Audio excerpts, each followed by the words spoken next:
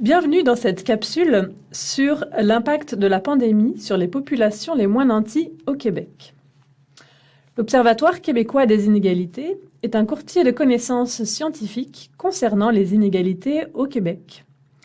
L'ampleur de la crise sanitaire liée à la COVID-19 et ses répercussions socio-économiques est majeure et inédite. À travers le projet Résilience, l'Observatoire propose une sortie de crise inclusive en portant une attention particulière aux Québécois et Québécoises ayant les revenus les plus modestes. Dans le but de mieux cerner les facteurs de vulnérabilité et les stratégies de résilience de ces personnes face à la crise sanitaire, une enquête a été menée en 2 temps. Un sondage en ligne a d'abord été réalisé en juillet 2021 auprès de 1354 adultes résidant au Québec, s'exprimant en français ou en anglais, et vivant dans un foyer appartenant aux 40% les moins nantis financièrement.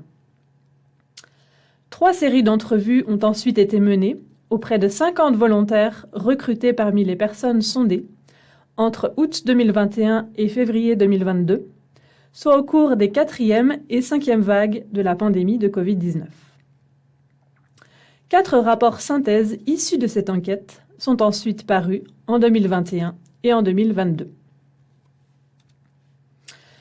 Cette enquête est toutefois limitée car elle n'a pas examiné tout l'éventail des répercussions de la COVID-19 sur les populations vulnérables au Québec. Elle a été aussi complétée par un examen de la littérature scientifique. La recherche a indiqué que les personnes qui se situent à l'intersection de plusieurs formes d'oppression et de discrimination et qui étaient déjà vulnérables ont vu leurs conditions de vie se détériorer en contexte pandémique. Les répercussions genrées, sociales et racisées de la pandémie concernent principalement la perte d'emploi et la sécurité économique, l'isolement social, la santé mentale et physique, l'accès au logement, l'insécurité alimentaire, qui réfère à un accès inadéquat aux aliments en raison du manque de ressources financières, l'itinérance, qui est reliée à l'exposition à la violence, notamment à la violence conjugale, et qui est aussi liée à la précarité financière. Et enfin, la violence conjugale. En ce qui concerne les difficultés rencontrées, la question du sondage était la suivante. Veuillez indiquer les 3 principaux éléments qui représentent un problème pour vous actuellement, c'est-à-dire en juillet 2021. 37% des répondants, hommes et femmes confondus, ont déclaré être inquiets de leur santé mentale, 34% de leurs finances personnelles et 32% de leur santé physique. Les inquiétudes concernaient également l'accès et le maintien à l'emploi, la sécurité alimentaire et la réussite éducative des enfants. En fait, la pandémie a particulièrement touché les femmes et les personnes des communautés immigrantes et racisées qui ont vécu des pertes d'emploi plus prononcées, un passage plus fréquent en temps partiel et une conciliation famille-travail plus ardue. Dans la première année de la pandémie, les pertes d'emploi ont davantage touché le temps partiel, le travail à bas salaire, les petites entreprises du secteur des services, où les femmes sont plus nombreuses en proportion. En fait, la pandémie est révélatrice de la division genrée du travail et des rôles. Les femmes ont assumé une plus grande part de la garde d'enfants et de l'école à la maison, ainsi que du travail de soins, par exemple en tant qu'aide infirmière, aide-soignante ou préposée aux bénéficiaires. Et les femmes ayant les revenus les plus modestes ont joué un rôle invisible mais essentiel à plus d'un titre. Comme grand-mère dans la garde de leurs petits-enfants, certaines ont même devancé leur départ à la retraite. En tant que mère dans le soutien apporté à leurs enfants adultes, ou encore comme citoyenne dans l'aide apportée au voisinage ou à la communauté. En fin de compte, dans un contexte de fermeture d'écoles et de services de garde, les responsabilités familiales se sont alourdies, alors qu'elles incombaient déjà davantage aux mères. En conséquence de cette charge mentale, 42% des femmes sondées se sont montrées préoccupées par leur propre santé mentale pendant la pandémie, contre 32% des hommes. Outre les femmes et les personnes racisées, plusieurs groupes de population ont vu leur état de santé mentale se dégrader pendant la pandémie, en particulier les jeunes, les personnes aux études et le personnel de la santé.